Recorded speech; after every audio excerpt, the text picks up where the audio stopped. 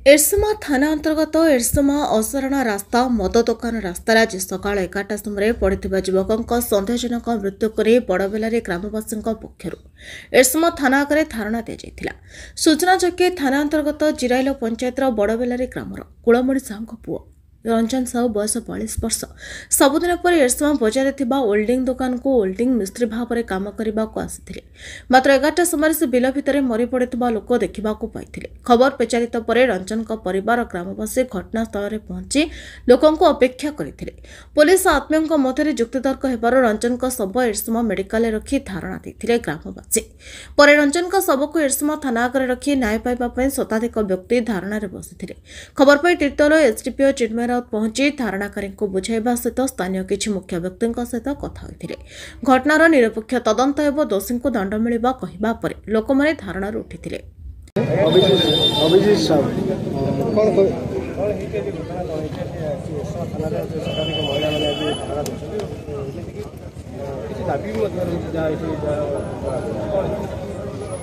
आज दिन 11टा समय 10टा समय आम पंचायत जिलेर पंचायत बड़बेलारी ग्रामर रंजन साहू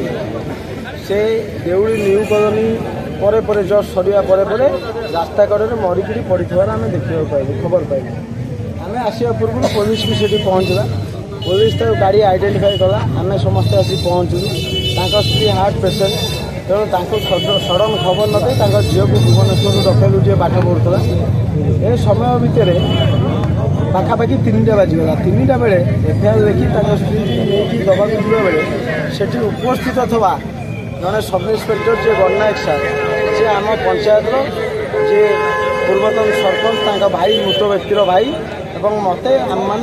अति खराब व्यवहार कले अति अमानवीय व्यवहार कले तेणु तार प्रतिवाद आम से प्रतिवाद कलु कहले तुम गाड़ीटे ठीक कर पारना आम कहूँ गाड़ीटे कौन ठीक कर पार्नु जो लोक पाखु कम करने सी आईला से लोक को एपर्तंत आप डाकी ना कहीं सी कौच कम करनी मो पाखे कम करनी लोक कहते कम कर घटना को चापी देवाई मानने तदंत को बाटबणा करने व्यवस्था कर पब्लिक भी सी कहले से लोकर बेकरे दी बेकरे क्षत दाग अच्छी सार्ट गंजी रक्त लगी कान मुंडा माड़ होती कानू रक्त बाहरी किंतु से कहले से सब इन्स्पेक्टर जे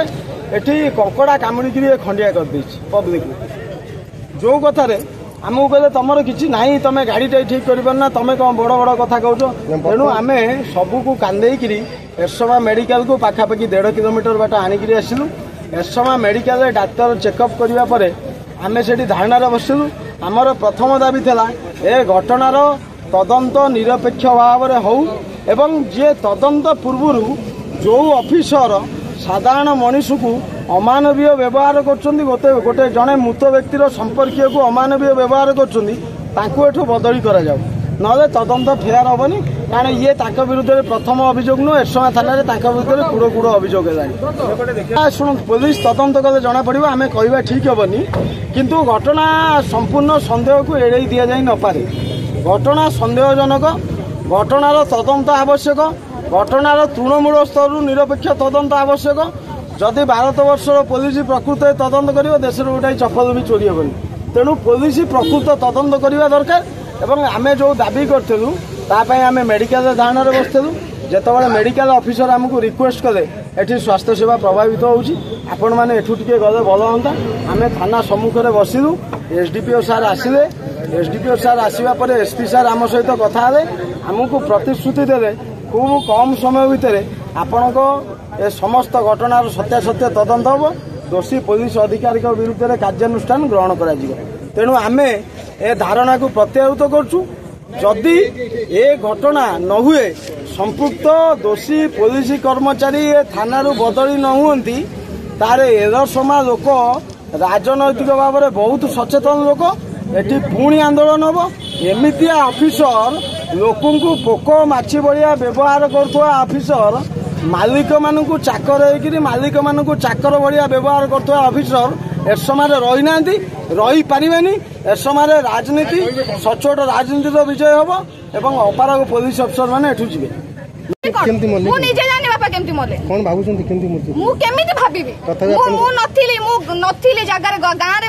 भुवनेश्वर थी। मत खाली खबर है कि बापा देह खराब तू आसे मुझे आसला बेलू बापा पड़ी